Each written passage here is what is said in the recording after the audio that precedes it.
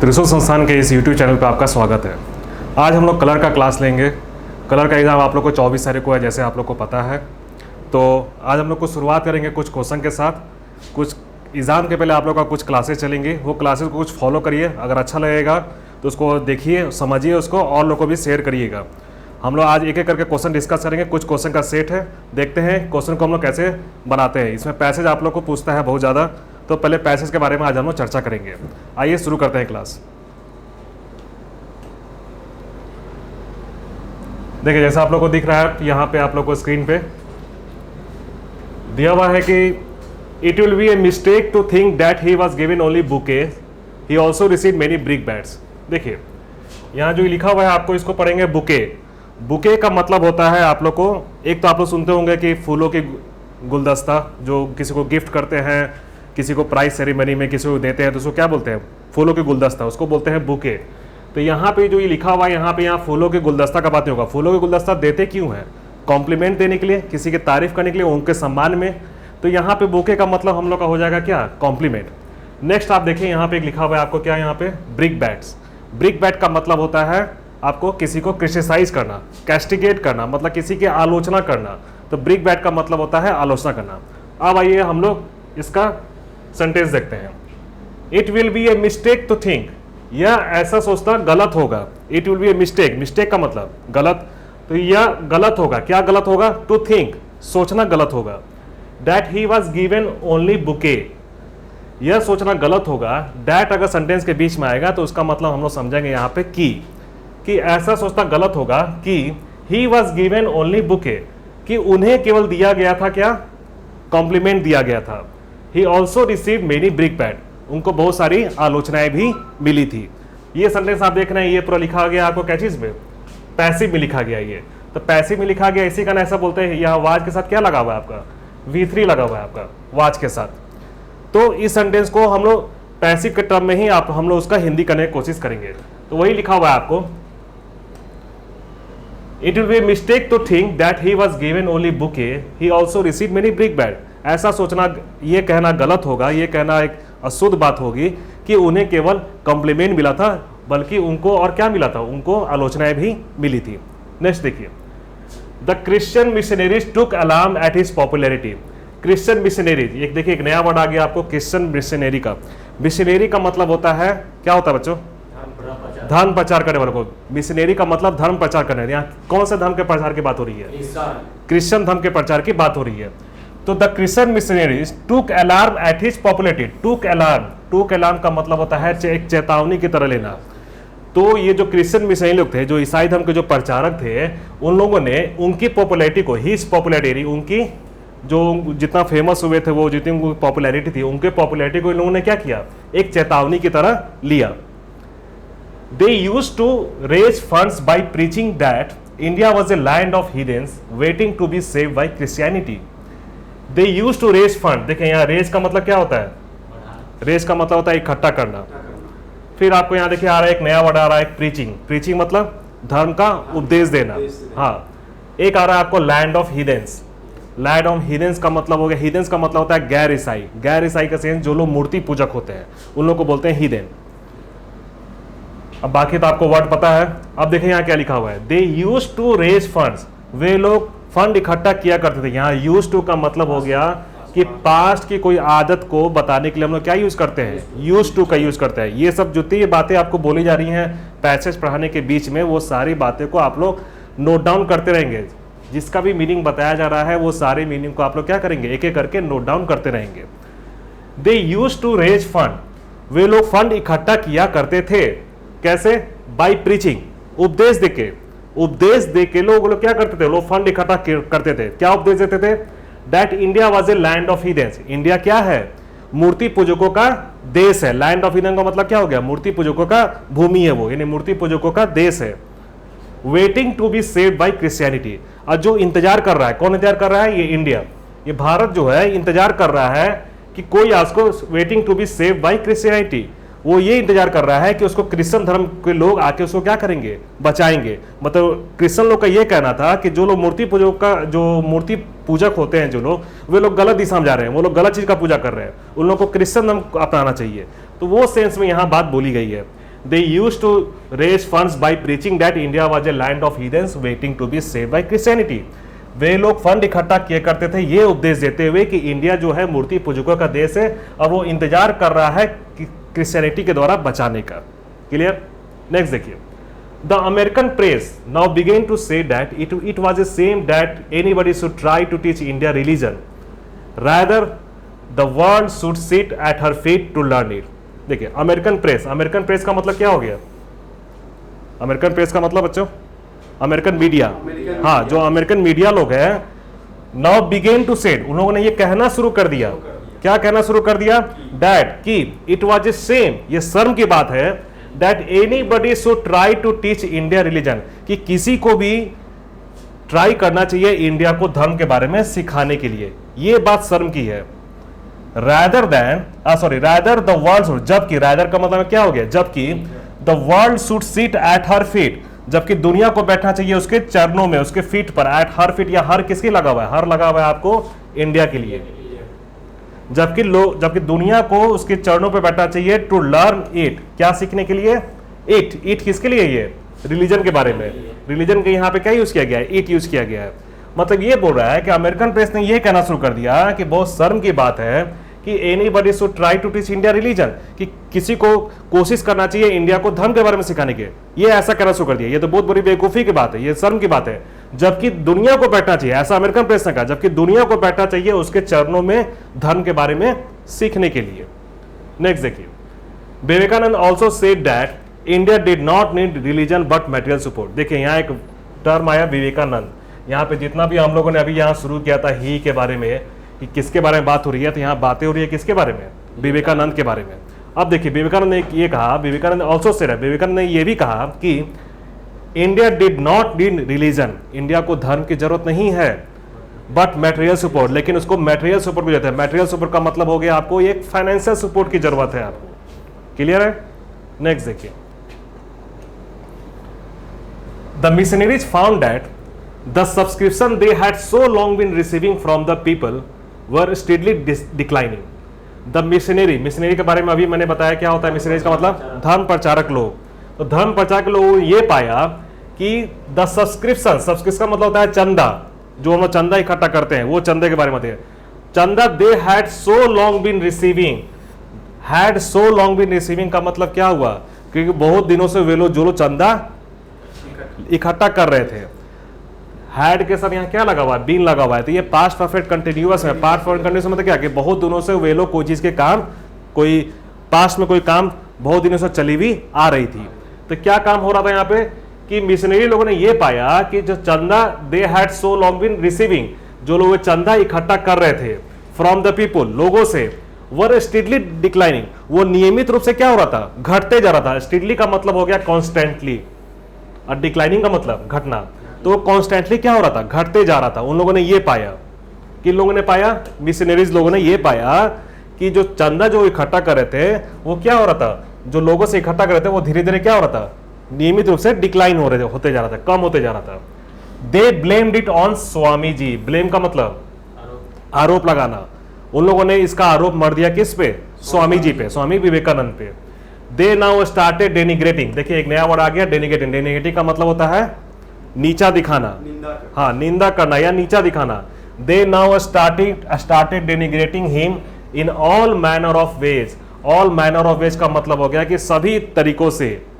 तो उन लोगों ने दे नाउ स्टार्टेड डेनिग्रेटिंग हिम, उन लोगों ने अब उन्हें नीचा दिखाना शुरू कर दिया। इन ऑल मैनर ऑफ वेज, सभी तरीकों से, मतलब जो भी साम दंड भेद जो लगना है लगे, उनको नीचा दिखाना है किसी भी तरह। तो उन लोगों ने ऐसा करना शुरू कर दिया। They even began to spread scandals against his personal character. Scandal मतलब कलंक लगाना। तो उन्होंने क्या किया कि they even began to spread, उन्होंने ये भी फैलाना शुरू कर दिया, क्या? कलंक लगाना शुरू कर दिया, कलंक के बारे में पूरा फैलाना शुरू कर दिया अगेंस्ट हिज पर्सनल कैरेक्टर। उनका जो अपना जो व्यक्तिगत जो चरित्र था, उस व्यक्तिगत चरित्र पे उन लोगों ने कलंक लगाना शुरू कर दिया। स्ट्रेंजली इनफ, देखिए एक वर्ड आ रहा है, strangely enough, even some of his own countrymen joined them in this for reasons of their own. Strangely enough का मतलब होता है ये काफी विचित्र बात थी, काफी विचित्र बात थी। अब क्या विचित्र बात थी कि even some of his own countrymen, his own countrymen, his own, his किसके लिए यहाँ पे? स्वामी विवेकानंद के लिए। यानी उनके जो अपने जो स्वदेशवासी थे, कंट्रीमैन मतलब क्या होगा? अपने ही देश के जो वासी थे, ज्वाइन देम, उन लोगों ने ज्वाइन कर लिया। किसको ज्वाइन कर लिया? देम। देम किसके लिए? ये मिशनरीज लोग के लिए। उन लोगों ने ये मिशनरीज लोग को ज्वाइन कर लिया। In this for reason of their own, in this किस चीज में ज्वाइन कर लिया? In this. ये दिस किसके लिए है? जो ये लोग अपना पूरा काम कर रहे थे, उनको नीचा दिखाने का, उन पे कलंक लगाने का, उसी चीजों में ये लोग क्या कर गए? ज्वाइन कर दिए। कौन लोग ज्वाइन किए? उनके अपने ही देश के लोग। इसी कारण ये बोल रहा है कि ये ऑथर क्या बोल रहा है? काफी विचित्र बात है। स्ट्रेंजली इनफ का इसलिए यहाँ यूज किया गया है। स्ट्रेंजली इनफ काफी विचित्र बात है कि उनके अपने ही देश के लोग ज्वाइन देम, उन लोग को ज्वाइन कर लिए इन दिस, इस चीज में, फॉर रीजन्स ऑफ देयर, अपने किसी कारणों से। क्या कारण है वो नहीं बताया गया, बस इतना बोला गया है कि वो अपने ही किसी कारणों से उन लोगों ने क्या किया? उन लोगों को ज्वाइन कर लिया जो लोग स्वामी विवेकानंद के खिलाफ क्या कर रहे थे? झूठा प्रचार प्रसार कर रहे थे। अब आगे देखिए, but truth alone prevails as Swami ji always preached. But truth alone prevails, truth alone prevails का मतलब होता है कि सत्यमेव जयते, सत्य की ही जीत होती है। ये एक प्रोवर्ब टाइप का हो गया। ट्रूथ अलोन प्रिवेल्स का मतलब हो गया कि एक इडियम से बोल सकते हैं कि ट्रूथ अलोन प्रिवेल्स का मतलब क्या हो गया? कि सत्य की ही जीत होती है। As Swami ji always preached, जैसा स्वामी जी हमेशा क्या करते थे? उपदेश देते थे। He did not try to defend himself, उन्होंने अपने आप को डिफेंड करने की कोशिश नहीं की। डिफेंड का मतलब बचाने की कोशिश नहीं की।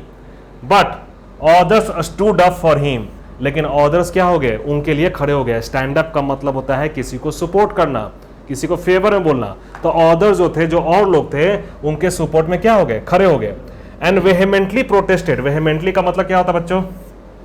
वेहेमेंटली मतलब हाँ, उग्र तरीके से, हाँ, काफी उग्र, काफी जोश तरीके से उन्होंने क्या किया? प्रोटेस्ट करना शुरू कर दिया। किस चीज के बारे में प्रोटेस्ट करना शुरू कर दिया? जो मिशनरी लोग, जो लोग उनके खिलाफ कलंक ये सब लगा रहे थे, तो स्वामी विवेकानंद ने तो कुछ नहीं किया, उन्होंने तो अपने आप को बचाने की कोशिश नहीं किया। लेकिन जो और लोग थे, जो दूसरे लोग थे, उन लोगों को क्या किया? उन लोग इनके सपोर्ट में खड़े हो गए और इनके सपोर्ट में खड़े होके उस चीज के बारे में जिसके खिलाफ ये लोग प्रोटेस्ट कर रहे थे, मतलब कि जो लोग कलंक लगा रहे थे स्वामी विवेकानंद पे, तो उनके साथ, मतलब उनके खिलाफ ये लोग क्या करने लगे? उग्र तरीके से प्रोटेस्ट करने लगे कि आप लोग जो कर रहे हैं वो गलत कर रहे हैं। फाइनली, अंततः, all such mean attempt, mean क्या मतलब? यहाँ मीन का अर्थ होता है एक मतलब, एक मीन का मतलब क्या? मीन मतलब मीनिंग, मीन का मतलब एक होता है मतलब, और एक मीन का मतलब होता है यहाँ पे घटिया। यहाँ पे मीन का मतलब हम लोग क्या समझेंगे? घटिया। फाइनली, अंततः, ऑल सच मीन अटेम्प्ट, ऐसा जितना भी घटिया अटेम्प्ट किया गया वो क्या हो गया? फेल हो गया। घटिया अटेम्प्ट किन लोग, कौन लोग कर रहे थे? जो लोग मिशनरी लोग थे, वो लोग क्या करते? वो लोग घटिया अटेम्प्ट करते कि उनका किसी तरह उनके कैरेक्टर पे सवाल उठा के उनको ये बदनाम किया जाए। तो फाइनली, अंततः, all such mean attempts fail, सभी उनका मीन अटेम्प्ट क्या हो गया? फेल हो गया। एंड हिज रेप्यूटेशन, रेप्यूटेशन मतलब इज्जत, उनका जो इज्जत था, only rose higher and higher. यहाँ रोज जो लिखा हुआ है आपको, रोज है आपका राइज का पास्ट टेंस, राइज मतलब उठना। तो उनका जो इज्जत था वो दिन प्रतिदिन क्या हो गया? Only rose higher and higher, उनका जो इज्जत जो था वो क्या हो गया? बढ़ता ही चला गया और ऊपर बढ़ता ही चला गया। तो इस पूरे पैसेज का नेक्स्ट शायद नहीं है, यही पूरा पैसेज आप लोग का। हाँ, तो ये पूरा पैसेज का कहने का सेंस यही था कि जब विवेकानंद जी जब अमेरिका गए थे तो वहाँ पे उन लोगों ने जब अपने धर्म के बारे में बताना शुरू किया तो बहुत लोग को पसंद नहीं आया। वो लोग ये देखने लगे कि बहुत लोग क्या करने लगे, अमेरिकन लोग उनको ज़्यादा पसंद करने लगे। जैसा अमेरिकन मीडिया ने कहा कि अमेरिकन मीडिया क्या करने लगे, उनको ज़्यादा पसंद करने लगे। तो उस पसंद करने से क्या हो गया कि और लोग भी ज्वाइन करने लगे स्वामी विवेकानंद को। तो उससे क्या हो गया कि उन लोग जो चंदा उंदा इकट्ठा कर रहे थे वो चंदा उंदा क्या हो गया? डिक्लाइन होना शुरू हो गया। तो कम ही होना शुरू हो गया, तो इन लोगों को टेंशन हो गया। तो टेंशन हो गया तो किस तरह से क्या इनको क्या किया जाए, कैसे बदनाम किया जाए कि वापस ये लोग फिर से कृष्ण धर्म में आ जाए, या कृष्ण धर्म में जो भी चंदा इन लोगों को मिल रहा था वो चंदा मिलना शुरू हो जाए। तो उस तरह से उन लोगों ने गलत तरीका से उनको डेनिग्रेट करने की कोशिश किया, उनके खिलाफ स्कैंडल सब चलाने लगा लोग। फिर उसी में से क्या हुआ कि कुछ स्वामी जी के ही सपोर्ट में खड़े हो गए। अब बोले कि नहीं, जो भी हो रहा है ये गलत हो रहा है। स्वामी जी ने अपना बचाव कभी नहीं किया। उन्होंने बोले कि नहीं, हम कुछ नहीं करेंगे क्योंकि मुझे पता है कि सत्य की हमेशा जीत होती है। वही यहाँ लिखा हुआ है, truth alone prevails as Swami ji always preached. तो उन्होंने हमेशा कहा कि भैया सत्य की जीत होती है, तो मैं अपने आप को बचाने की कोशिश नहीं करूंगा। और लोगों के सपोर्ट में खड़े हो गए और विरोध करने लगे उस बात का कि आप लोग कैसे इनके खिलाफ गलत बात फैला रहे हैं। अब फाइनली क्या हुआ कि सारा जो भी अटेम्प्ट था वो फेल हो गया और उनका जो इज्जत था वो और ज़्यादा बढ़ता ही चला गया। क्लियर है?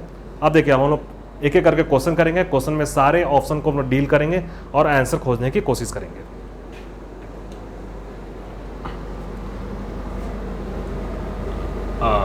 देखिए यहाँ पे कुछ सॉफ्टवेयर एरर है ये, ठीक है ना, यहाँ पे क्वेश्चन मार्क होगा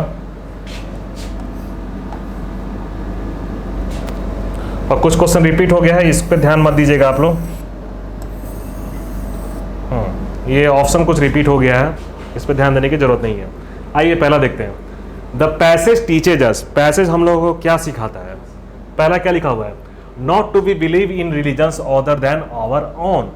ये बोल रहा है कि किसी भी, not to believe in religions others than our own, यानी हम लोग का जो अपना रिलीजन है वो छोड़ के किसी दूसरे रिलीजन पे विश्वास नहीं करना चाहिए। ऐसा बात तो नहीं बोला गया था, तो ये ऑप्शन तो शायद मेरे ख्याल से नहीं होना चाहिए। Not to get involve in scandals, मतलब कि किसी भी स्कैंडल में सम्मिलित आप लोग को नहीं होना। इन्वॉल्व मतलब सम्मिलित होना, तो ये भी बात नहीं बोला गया है कि किसी स्कैंडल में इन्वॉल्व होने का।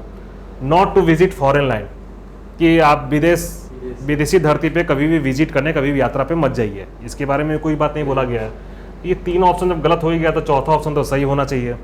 Not to deviate from the path of truth, आपने देखा यहाँ पे जो बात बोली गई है कि ट्रूथ एलोन प्रिवेयर्स, कि सत्य की हमेशा जीत होती है, इसका मतलब क्या? कि हमेशा सत्य के राह पे चलो। तो वही लास्ट में यहाँ लिखा हुआ है not to deviate from the path of truth. Deviate का मतलब क्या? विचलित होना। तो नॉट टू डेविएट, विचलित मत होइए क्या? From the path of truth, सत्य की राह से। तो इसका आंसर क्या हो जाएगा? D number. नेक्स्ट देखिए, Vivekananda was criticised by missionaries in America because, Vivekananda को आलोचना किया गया था किनके द्वारा? मिशनरीज के द्वारा अमेरिका में। क्योंकि क्यों किया गया था? पहला लिखा हुआ है he was a bad student of western theology, वो एक बुरे स्टूडेंट थे वेस्टर्न थियोलॉजी के। थियोलॉजी मतलब धर्मशास्त्र, यानी पश्चिम का जो लोग धर्म अपनाता है उस धर्मशास्त्र के वो क्या थे? बुरे स्टूडेंट थे। तो स्टूडेंट इसके बारे में तो कुछ बातें हुई नहीं है, तो ये भी ऑप्शन आपका होगा नहीं। He oppose the tenets of Christianity. Tenets देखिए एक बहुत अच्छा वर्ड है। टेनेट्स का मतलब क्या होता है? सिद्धांत।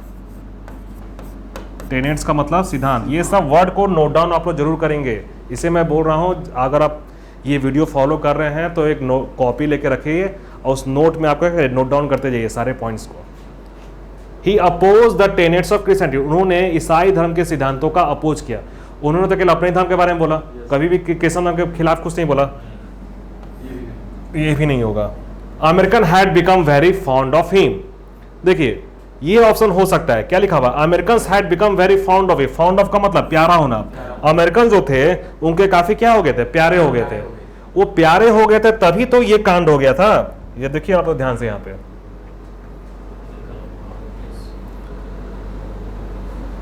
देखिए the Christian missionaries to alarm at his popularity. Popularity कब होगा? जब आप फेमस होंगे तभी ना पॉपुलैरिटी वर्ड यूज करेंगे। तो फेमस कहाँ हुए थे? इंडिया में क्या अमेरिका में? अमेरिका में फेमस हो गए थे। तो अमेरिका में फेमस होने का मतलब क्या हुआ? यहाँ बोल रहा है कि जो क्रिश्चियन मिशनरी लोग थे टू कलाम, उन लोगों ने एक चेतावनी की तरह लिया उनके पॉपुलैरिटी को। मतलब क्या? उनका पॉपुलैरिटी बढ़ रहा था, लोग उनसे प्यार कर रहे थे, तब ना पॉपुलैरिटी बढ़ रहा था। तो ये हो सकता है। और इसी से कंटिन्यू आपका बाद में क्या है कि इसी के चलते क्या हुआ था कि they had so long been receiving from the people were steadily declining. मतलब ये जो सब्सक्रिप्शन जो लोग रिसीव कर रहे थे वो भी क्या हो गया? डिक्लाइन होना शुरू हो गया, क्योंकि लोग चाहने लगे उन्हीं को, स्वामी विवेकानंद को, उन्हीं के बात को फॉलो करने लगे। तो ये दोनों बातें हो रही हैं। तो अब देखिए क्वेश्चन, इसी कारण ये सी ऑप्शन आपको क्या लग रहा है? वो अमेरिका सुन के काफी ज्यादा प्यारे हो गए थे, इसी कारण ये दोनों कांड हो रहा था। तो ये हो सकता है आपको। चौथा क्या लिख रहा है? He did not allow them to raise funds in India, उन्होंने अलाउ नहीं किया उन लोगों को, किन लोगों को? क्रिश्चियन मिशनरी लोग को, to raise funds in India, India में जो फंड इकट्ठा कर, to raise fund in India, जो इंडिया में जो फंड इकट्ठा कर रहे थे वे लोग, तो उसके लिए अलाउ नहीं किया। उन लोगों ने तो कुछ बोला ही नहीं, स्वामी विवेकानंद जी ने तो कुछ बोला ही नहीं। वे तो बस अपना धर्म के बारे में कुछ बोल रहे थे। वो कभी भी क्रिश्चियन धर्म को ये मना नहीं किया कि नहीं भैया तुम धर्म के नाम पे तुम पैसे इकट्ठा मत करो, ऐसा तो कभी हुआ ही नहीं।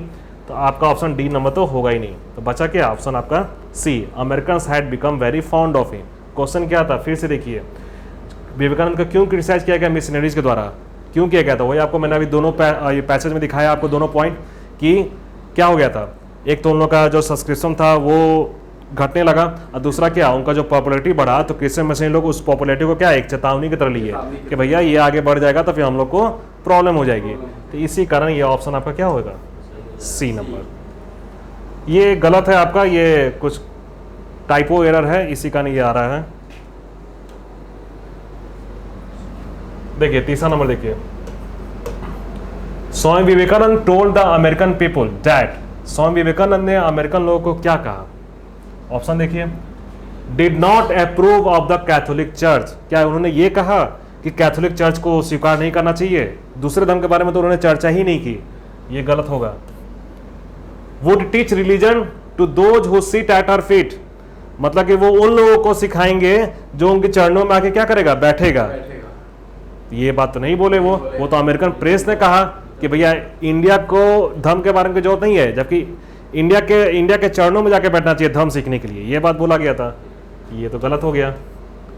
Require religious and material help, देखिए इस बात का चर्चा किया गया था। यहाँ देखिए, यहाँ पैसेज में ध्यान से देखिए,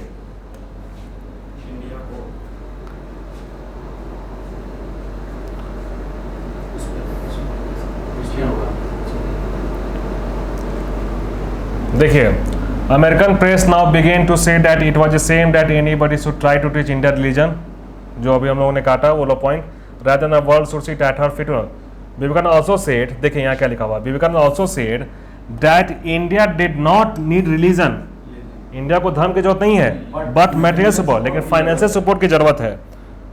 उनको धर्म की जरूरत नहीं है लेकिन मटेरियल सपोर्ट की जरूरत है। तो आपका ये ऑप्शन में क्या लिखा हुआ है, require religious and material support. यहाँ ये बात बोली जा रही है कि यहाँ पे रिलीजियस सपोर्ट की भी जरूरत है और मटेरियल सपोर्ट की, दोनों की जरूरत है। तो दोनों की तो जरूरत है नहीं, तो ये आपका ऑप्शन क्या हो जाएगा, गलत हो जाएगा। लास्ट देखिए, was self sufficient in religion दो पुअर, यही बात को बोला गया ना कि वो सेल्फ सफिशिएंट था किस चीज में, रिलीजन में। इंडिया के पास रिलीजन तो पूरा है, दो पुअर, लेकिन वो क्या है, वो पुअर है, वो गरीब है, इसलिए उसको मटेरियल सपोर्ट की जरूरत है। इससे आंसर क्या होगा आपका, डी नंबर। नेक्स्ट देखिए, नेक्स्ट में ये भी आप काट दीजिएगा, ये गलत है, ये रिपीट हो गया वही चीज। Vivekananda rapport with the American people, देखिए इसको पढ़ेंगे रैपोर, इसमें टी आपका जो होता है वो क्या होता है, साइलेंट रहेगा। रैपोर, रैपोर का मतलब क्या होता है, संबंध। विवेकानंद जी का संबंध with American people, American people के साथ कैसा था, तो इतना तो हम लोग को आइडिया लगेगा कि पैसेज में कि भैया अच्छा था उनका रिलेशनशिप। तो उस अच्छा होने के कारण क्या क्या हुआ वो देखिए ऑप्शन में, help India get substantial aid, देखिए यहाँ ये बोल रहा है कि उनका रिलेशन ऐसा था कि इंडिया को मदद मिला सब्सटेंशियल एड पाने में। सब्सटेंशियल का मतलब बहुत ज्यादा, पर्याप्त, एड मतलब सहायता, पर्याप्त सहायता किस चीज में, पैसे के टर्म में, कि पर्याप्त सहायता उनको मिला। तो पर्याप्त सहायता मिला वो तो बस बोले थे, देखें यहाँ पे ध्यान से देखिए इस लाइन को, उन्होंने बस ये कहा था कि इंडिया को रिलीजन की जरूरत नहीं है लेकिन मटेरियल सपोर्ट की जरूरत है। यहाँ पे ये बोला कि जरूरत है मटेरियल सपोर्ट, यहाँ क्या बोल रहा है, यहाँ मिल रहा है कि इंडिया को मदद मिल गया सब्सटेंशियल एड का, मतलब पर्याप्त उनको सहायता मिल गया। वो तो बस बात बोले थे कि जरूरत है, मिला कि नहीं मिला इस बारे में तो चर्चा नहीं की गई है, तो इसी कारण आपका ऑप्शन ए नहीं होगा। दूसरा देखिए, made his friends desert him, देखिए made his friend desert him, हाँ उनका रिलेशन ऐसा था अमेरिकन लोग के साथ कि उनके जो दोस्त थे उनको क्या कर दिए, डिजर्ट कर दिए। डिजर्ट मतलब उनको छोड़ दिए, हाँ डिजर्ट का मतलब क्या हो गया, उनको छोड़ दिए। मतलब जो मतलब रिलेशनशिप ऐसा हो गया विवेकानंद का इन लोगों के साथ, अमेरिकन पीपल के साथ, कि उन लोगों ने क्या किया, इनको छोड़ दिया। तो ऐसा तो बात नहीं इतना ही था, तो इससे आपका 2 नंबर का ऑप्शन नहीं होगा। तीसरा क्या है, annoyed the American government, government के बारे में तो यहाँ चर्चा ही नहीं हुई है, तो इससे सी ऑप्शन को तो हटा ही दीजिए। डी में देखिए, caused drop in church collection, जब तीनों ऑप्शन नहीं है तो भैया आपको एग्जाम में आएगा, आप तो चौथा ही मारोगे, लेकिन चौथा देख लो क्या बोल रहा है, कॉज्ड ड्रॉप, कॉज मतलब कारण बनना, किस चीज का कारण बना, a drop in church collection, जो मिशनरी लोग जो चंदा इकट्ठा कर रहे थे उस चंदा में क्या हुआ था, स्टीडली डिक्लाइनिंग हुआ था। आप लोग अभी वापस से पैसेज में आएंगे तो वहाँ एक जगह लिखा हुआ है कि स्टीडली डिक्लाइनिंग होना शुरू हो गया। स्टीडली डिक्लाइनिंग का मतलब क्या हो गया, कॉन्स्टेंटली नियमित रूप से क्या हो गया, घटना शुरू हो गया। तो घटना शुरू हो गया मतलब क्या हो गया, ड्रॉप हो गया, जो कलेक्शन हो रहा था उसमें क्या हो गया, कमी आ गई। यहाँ ड्रॉप का मतलब बूंद मत समझेगा, ड्रॉप का मतलब कमी आ जाना। तो caused drop in church collection, उन लोग के चर्च कलेक्शन में क्या हो गया, कमी हो गया, ऐसा उन लोग का संबंध था। इसे आंसर क्या होगा, डी। संबंध था उनका अमेरिकन लोगों के साथ अच्छा संबंध हो गया, तो अमेरिकन लोग क्या किए, इनको फॉलो करने लगे। इनको फॉलो करने लगे तो चर्च में जो पैसा दे रहा था लोग, वो पैसा देना क्या कर दिया, लोग बंद कर दिया। तो इसे आंसर क्या होगा, डी नंबर। यहां भी आपका थोड़ा सा रिपीट हो गया है, इसको माइंड मत करिएगा, इसको थोड़ा सा हटाइए। देखिए, Vivekananda did not defend himself because, Vivekananda ने अपने आप को डिफेंड करने की कोशिश नहीं की।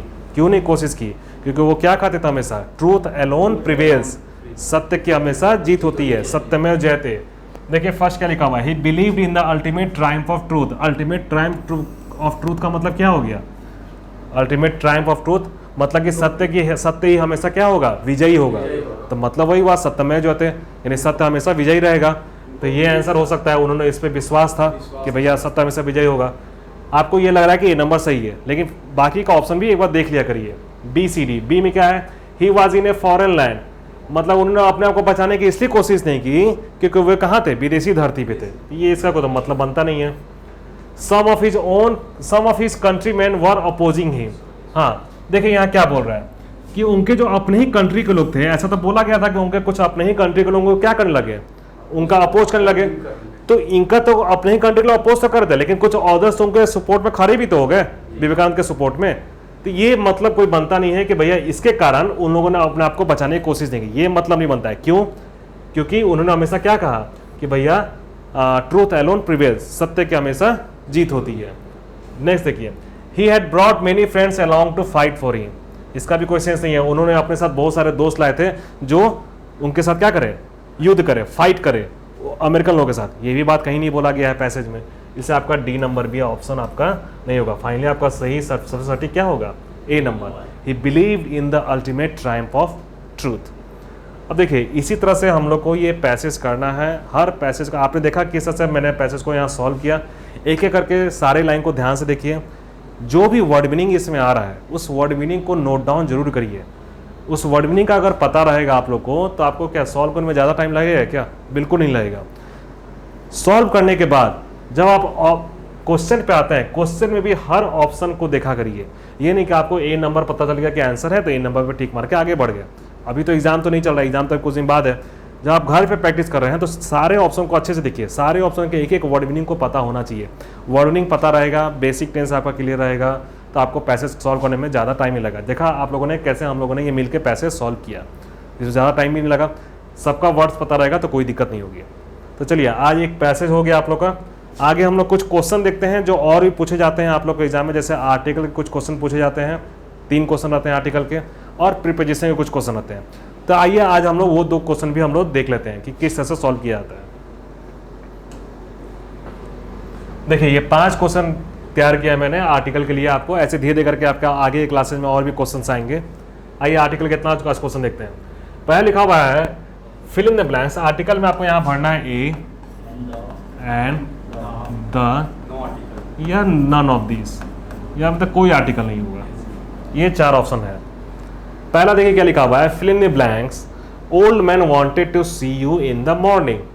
देखिए यहाँ पे ए का यूज क्यों करते हैं हम लोग, ए का यूज कब करते हैं हम लोग, ए और एन का यूज करते हैं हम लोग का जब इनडिफिनिट हो, जब वो जिस चीज के बारे में बात हो रही है उसके बारे में हम लोग को पता नहीं हो, वो अनजान हो हम लोग के लिए, तो वहां पे हम लोग क्या यूज करते हैं, ए या एन का। द यूज करते हैं डेफिनेट के लिए। डेफिनेट का मतलब जिस चीज के बारे में बात हो रही है उस चीज के बारे में हम लोग को पता है, स्पीकर को भी पता है और लिस्नर को भी पता है, दोनों को पता है, तब वहां पे क्या यूज करते हैं, द का। ये आपका बेसिक कॉन्सेप्ट मैं हर क्वेश्चन में ऐसे थोड़ा करके आपको बताते जाऊंगा। और एक और चीज कि आर्टिकल का यूज तब करते हैं जब वो कॉमन नाउन हो और वो सिंगुलर नंबर पे हो, उसी के पहले हम आर्टिकल का यूज करेंगे। अब देखते हैं कौन सा आर्टिकल यूज करते हैं, ए, एन या द, लेकिन एक शर्त पूरा होना चाहिए कि वो कॉमन होना चाहिए, कॉमन नाउन होना चाहिए और सिंगुलर नंबर में होना चाहिए। अब देखिए यहाँ पे क्या लिखा हुआ, dash old man wanted to see you in this morning. यहाँ ओल्ड मैन की बात हो रही है। क्या लिख रहा है कि old man wanted to see you, किसी एक बूढ़े आदमी की बात हो रही है जो तुमको देखना चाहता था, तुमसे मिलना चाहता था, कब, मॉर्निंग में। तो जो ये बात बोल रहा है आके उस बंदे को, इस यू जो है इसको जो आके बोल रहा है कि कोई बूढ़ा आदमी था जो तुमसे मिलना चाहता था, तो जो आदमी आके बोल रहा है, जो स्पीकर बोल रहा है, उसको इस ओल्ड मैन के बारे में पता है क्या? नहीं पता है उसको। हाँ, मॉर्निंग में मिलने वाला था, अब कौन था ओल्ड मैन क्या पता, ये तो बात क्लियर नहीं हो रही है। तो जब क्लियर नहीं हो रहा तो ये एक सेंस आ रहा है कि भैया हम लोग को इंडेफिनिट आर्टिकल ए या एन का यूज होगा। अब बात हो रही है कि ए होगा कि एन होगा। अभी मैंने क्या बताया कि आर्टिकल का यूज कॉमन नाउन, देखिए इसको नोट डाउन कर लीजिएगा, कॉमन नाउन सिंगुलर नंबर के पहले करते हैं। अब देखिए कॉमन नाउन तो आपके यहाँ मैन आ गया, मैन क्या है? कॉमन नाउन है, सिंगुलर नंबर में भी है। इसमें एक और चीज बात ध्यान रखेंगे कि अगर मैन के पहले कोई अगर एडजेक्टिव का यूज हो जाएगा तो उस एडजेक्टिव के अकॉर्डिंग हम लोग आर्टिकल का यूज करते हैं। यहाँ पे मैन के पहले एडजेक्टिव आ गया है ओल्ड, और ओल्ड का जब हिंदी प्रोनाउंसिएशन करेंगे आप तो हिंदी में आप क्या लिखेंगे? अ से लिखेंगे इसको ओल्ड, है कि नहीं? ए और एन पहचानने का तरीका यही है, कहाँ ए यूज करना है कहाँ एन यूज करना है। उस केस में क्या करेंगे कि जिस वर्ड के पहले ए या एन का यूज करना होगा उस वर्ड का प्रोनाउंसिएशन हिंदी में लिख लेंगे, और हिंदी में देखेंगे कि उसका पहला जो अक्षर है, पहला जो लेटर है वो कॉन्सोनेंट है कि वॉवेल है। अगर वॉवेल है तो एन, और अगर कॉन्सोनेंट है तो ए। यहाँ पे ओल्ड आ रहा है, ओल्ड में यहाँ क्या, वो क्या है आपका? वॉवेल है कि कॉन्सोनेंट है? वॉवेल है, तो वॉवेल है तो फिर यहाँ आपका आंसर क्या आना चाहिए? एन आएगा। क्लियर है? नेक्स्ट देखिए, John built dash yard for his cattle. Yard मतलब होता है आप लोग को एक प्रांगण, किसी भी घर के बाहर का जो एरिया होता है ना उसको यार्ड बोलते हैं। तो जॉन ने यार्ड तैयार किया अपने मवेशियों के लिए, अपने कैटल के लिए। तो यार्ड तैयार किया तो किसी एक यार्ड के बारे में बात हो रही है, किसी घर में एक ही आंगन होता है जनरली, तो यहाँ पे क्या होना चाहिए आपका आंसर? एन होगा कि ए होगा? यार्ड है, यार्ड है, कॉमन नाउन है, सिंगुलर नंबर में है। यार्ड को कैसे लिखेंगे? यार्ड ऐसे लिखेंगे। तो यारोला हुआ किस में आता है आपको? कॉन्सोनेंट के वॉवेल में, कॉन्सोनेंट में आता है ना बाबू। यहाँ क्या होना चाहिए? ए होगा। नेक्स्ट देखिए, she ate only dash orange for her breakfast. देखिए फिर यहाँ ऑरेंज के पूछ रहा है, ऑरेंज यहाँ पे क्या है? इंडिफिनिट है, कॉमन नाउन है, सिंगुलर नंबर में है, क्योंकि उसने ऑरेंज खाया। कौन सा ऑरेंज खाया ऐसा कुछ बोला गया है क्या? नाश्ता में कौन सा ऑरेंज खाया ऐसा तो नहीं कुछ बता रहा है, कुछ डेफिनेट बात तो नहीं हो रही है यहाँ पे, इनडिफिनिट बात हो रही है। देख रहे हैं कॉमन नाउन है, कॉमन नाउन है, सिंगुलर नंबर में है, तो ऑरेंज का प्रोनाउंसिएशन क्या चीज शुरू होगा? अ से, तो अ से होगा, यहाँ क्या होगा? N orange. नेक्स्ट देखिए, my grand mother told me dash story. मेरे दादी माँ ने मुझे स्टोरी कहा, एक स्टोरी के बारे में बताया। तो स्टोरी, किसी स्टोरी के बारे में बात हो रही है, किसी स्टोरी के बारे में बात होती है, क्या होगा? ये कॉमन नाउन है ये स्टोरी, और सिंगुलर नंबर में भी है। यहाँ क्या होना चाहिए? टोल्ड मी ए स्टोरी, क्योंकि स्टोरी का स्टार्टिंग कैसे होता है? आधा सा से होता है, तो आधा सा है तो भैया वो क्या हो जाएगा? Indefinite. Mister Nautiyal bought dash new car. Mister Nautiyal ने नया कार खरीदा। कार क्या है यहाँ पे? कॉमन नाउन है, सिंगुलर नंबर में भी है, और इसके पहले एक एडजेक्टिव यूज किया गया है, न्यू। एक नया कार खरीदा, तो नया कार खरीदा तो नया के लिए, न्यू के लिए क्या आ रहा है? एन आ रहा है, यानी न आ रहा है, तो न आ रहा है तो ये क्या हो गया? कॉन्सोनेंट। कॉन्सोनेंट है तो भैया ये लगेगा। ए इसलिए लग रहा है क्योंकि यहाँ पे किस कार के बारे में बात हो रही है ये तो नहीं पता है कि नहीं, तो इसे इंडिफिनिट आर्टिकल ए का यूज हो जाएगा। आपने देखा इस तरह से पांचों क्वेश्चन हम लोगों ने सॉल्व किया। जैसे जैसे क्वेश्चन आएंगे वैसे वैसे मैं आप लोग को थोड़ा थोड़ा करके आपको थ्योरी के बारे में कुछ कुछ हिंट देते जाऊंगा। उस हिंट्स को आप क्या करेंगे? कॉपी में नोट डाउन करिए, तो आपके लिए बेनिफिशियल रहेगा। नेक्स्ट देखिए, देखिए ये प्रीपोजिशन है, प्रीपोजिशन से भी 3 क्वेश्चन पूछे जाते हैं, तो उसको आइए हम लोग क्या कर देखते हैं क्वेश्चन कैसे में सॉल्व करना है। जितने भी पुराने स्टूडेंट हैं त्रिशूल संस्थान के, उन लोगों को देखते ही पता चल गया होगा कि आंसर क्या होगा। तो जो लोग नए हैं उन लोग को मैं थोड़ा थोड़ा, आप लोग को जो लोग पुराने हैं वो लोग अपना इसको सॉल्व कर सकते हैं, और जो नए हैं उनको मैं थोड़ा थोड़ा हल्का सा हिंट देते जाऊँगा हर क्वेश्चन में, तो उसको आप नोट डाउन करते रहेंगे। देखिए पहला क्या लिखा हुआ? We are going dash England. Option आपको 3 दिया जा रहा है, इन एट टू। क्या होना चाहिए बच्चों? इंग्लैंड। हाँ, we are going in England थोड़ी होगा, हम लोग इंग्लैंड जा रहे हैं। इंग्लैंड क्या है आपका? डेस्टिनेशन है। हाँ हाँ, तो डेस्टिनेशन देखिए यहाँ टू का यूज किस लिए करते हैं? हाँ, डेस्टिनेशन यानी आपका लक्ष्य क्या है? लक्ष्य है आपका इंग्लैंड जाना, तो टू का यूज करते हैं डेस्टिनेशन के लिए। क्लियर है? नेक्स्ट देखिए, he put the book dash the table. उसने अपना बुक रखा टेबल पर, समझे? तो यहाँ क्या सेंस आ रहा है, क्या होना चाहिए आपका? टेबल पर रखा तो ऑन या अपॉन दोनों हो जाएगा। ऑन भी, हाँ, अगर ऑप्शन में अगर ऑन दिया रहेगा, दोनों तो दिया नहीं रहेगा, ऑन और अपॉन। अपॉन का मतलब होता है जब हम लोग जनरली उस चीज में गति रहेगा ना, कोई चीज में कोई चीज गति है, कोई चीज किसी चीज पर रख रहे हैं, तो वहां पे हम लोग अपॉन का यूज करते हैं। और ऐसे गति नहीं रहेगा, नॉर्मल रहेगा, तो वहां पे ऑन का यूज करते हैं। ऑन का यूज हम लोग तब करते हैं जब कोई चीज किसी के ऊपर हो, उसको टच कर रहा हो, उसको सपोर्ट कर रहा हो, उतना दूर का एरिया वो क्या कर रहा हो, घेर रहा हो, तब वहां पे ऑन का यूज करते हैं। जैसे हम बोल सकते हैं, जैसे आप लोग ये सामने एक बड़ा सा बोर्ड देख रहे हैं, ये इसको बोल सकते हैं टच स्क्रीन बोर्ड, है कि नहीं? There is a touch screen board on the wall, ये किस चीज पर टंगा हुआ है, वॉल पे। तो दीवार का जो इतना दूर का एरिया है, क्या कर रहा है, वो घेर रहा है, कवर कर रहा है उस चीज को, तो वहां पे क्या यूज करते हैं, ऑन का। मान लीजिए कोई बुक है, ये बुक है, अब मान लीजिए ये मेरा हाथ, मेरा ये क्या है, टेबल है, अभी बुक क्या है, बुक इस पर रखा गया, तो रखा गया तो इतना दूर का एरिया क्या कर रहा है, ये कवर कर रहा है, इस पर टच भी कर रहा है, और इसको क्या कर रहा है, टेबल इसको सपोर्ट भी कर रहा है। तो उस केस में क्या करते हैं हम लोग, ऑन का यूज करते हैं प्रीपोजिशन में। यहाँ अपॉन, यहाँ ऑन का यूज सही है, ऑप्शन में ऑन नहीं है आपका, ऑप्शन में क्या अपॉन है। अपॉन तब यूज करते हैं ज्यादातर जब उसमें गति हो, गति कैसा, ऊंचे की तरफ गति हो, यानी कोई चीज ऊपर से ऐसा करके नीचे रख रहे हो। आप बुक रखोगे, आप जैसे अभी मैंने बताया कि ये टेबल है, अब बुक लाके आप ऐसे रखे, तो क्या हुआ, ऐसे ऊपर से लाके ऐसे रखे, तो इसमें गति था कि नहीं था, तब ना के रखाया इस पे, तो इसी कारण अपॉन का यहाँ पे यूज किया गया है। अगर अपॉन नहीं देके ऑन देता तो आपका ऑन भी सही है। यहाँ ऐसा क्या हो जाएगा, upon. Next, I am thinking dash you all the time, समझे?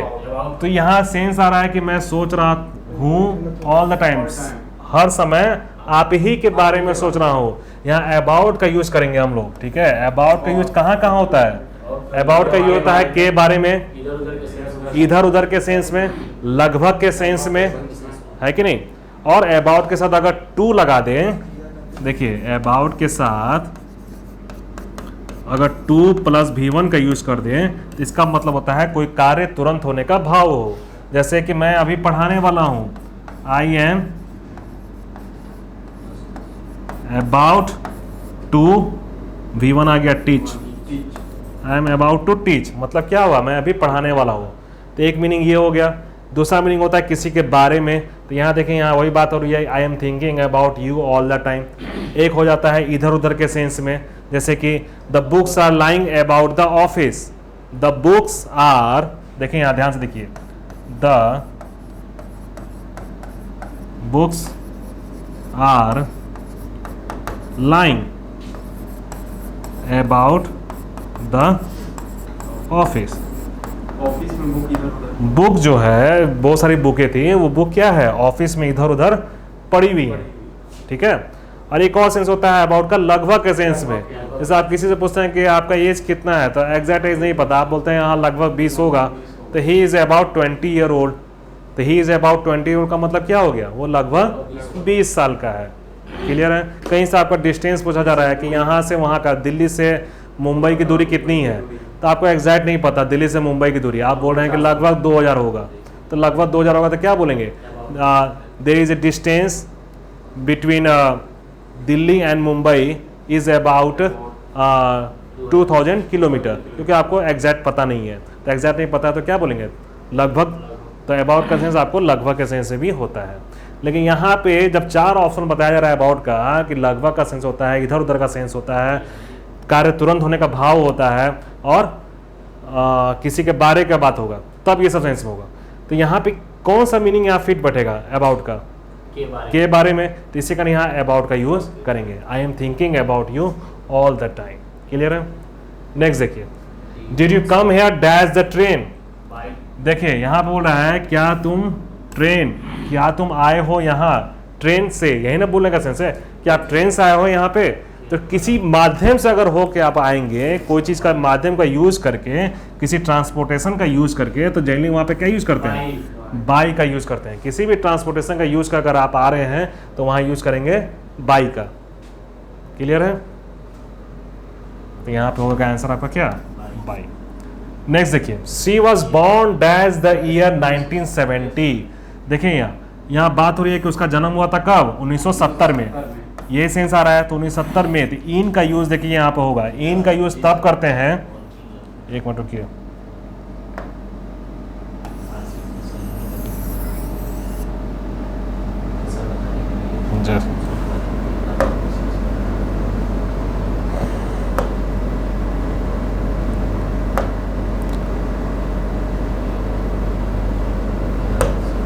इसको देखो तो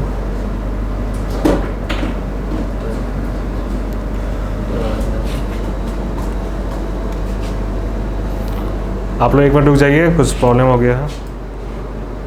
लास्ट होना, नहीं नहीं इसके बाद होना। हाँ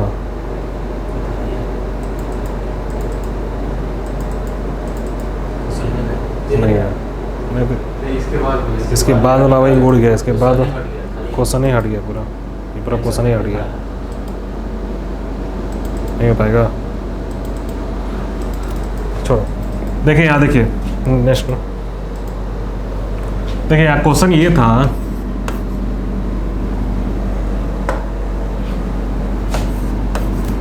she was born dash in the year 1970, यही क्वेश्चन था आपका। अब देखिए she was born in the year 1970, यहाँ इन का यूज आपको बताया गया है कि इन का यूज क्या होता है, आंशिक या संपूर्ण अवधि के दौरान के लिए यूज करते हैं, क्या चीज का, इन का। आंशिक या संपूर्ण का मतलब जैसे मान लो आप बोलते हैं कि I will meet you in the morning, ठीक है, मॉर्निंग का एक समय होता है, एक आंशिक समय है, इतना देर तक मॉर्निंग रहेगा, उसके बाद फिर दोपहर आ जाएगा, फिर शाम आ जाएगा। तो आंशिक समय के लिए क्या यूज के लिए, इन का। मान लीजिए कि आप बात कर रहे हैं 21वीं शताब्दी का, तो in the 21st century, 21st century की बात कर रहे हैं, तो एक पूरी सदी की बात हो रही है, तो वहां भी क्या यूज कर लेंगे, इन का। अब जून महीने की बात कर रहे हैं, तो इन जून, इन जुलाई, इन समर, एक गर्मी के मौसम की बात हो रही है, तो इन समर, क्लियर हो रही है बात।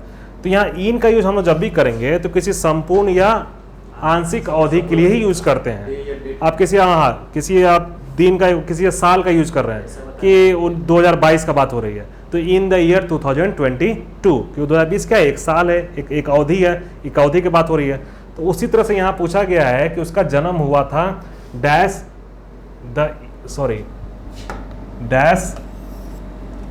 The year 1970। तो यहाँ पे आपको ऑप्शन दिया गया था, एक उसमें ऑप्शन में क्या था आपका, इन था, तो यहाँ आंसर क्या होगा, इन होगा, क्योंकि यहाँ बात हो रही है किस अवधि की, 1970 की, 1970 की बात हो रही है, तो एक अवधि की बात हो रही है, तो एक अवधि की बात हो रही है, तो फिर यहाँ पे क्या आ जाएगा, इन आ जाएगा। ठीक, टोटल नंबर ऑफ क्वेश्चन इतने ही थे, आगे भी और भी क्लासेज आएंगी, आपको धीरे धीरे करके इस तरह से और भी क्वेश्चंस आएंगे।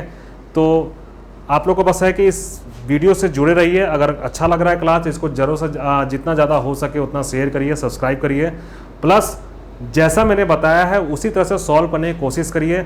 एक एक करके जो पुराने स्टूडेंट हैं उनको तो पता होगा किस तरह से ये सॉल्व हो रहा है, जो नए स्टूडेंट हैं उनको धीरे धीरे करके, अगर क्लासेज अच्छे लगेंगे उनको, तो इनका डिस्क्रिप्शन अच्छे तरह से दिया जाएगा, हर क्लास का अच्छे, हर तरह से हर पॉइंट का विवरण आपको दिया जाएगा और उस तरह से आपको एक एक करके समझाया जाएगा। फिलहाल जब तक एग्जाम है तब तक हम लोग क्लास ऐसे ही चलाएंगे, हम लोग कुछ क्वेश्चन रहेंगे, कुछ क्वेश्चन को हम लोग डिस्कस करेंगे और उसको सॉल्व करने की कोशिश करेंगे। तब तक बने रहिए और आप लोग अच्छे से प्रिपेयर करते रहिए। जय हिंद, जय भारत।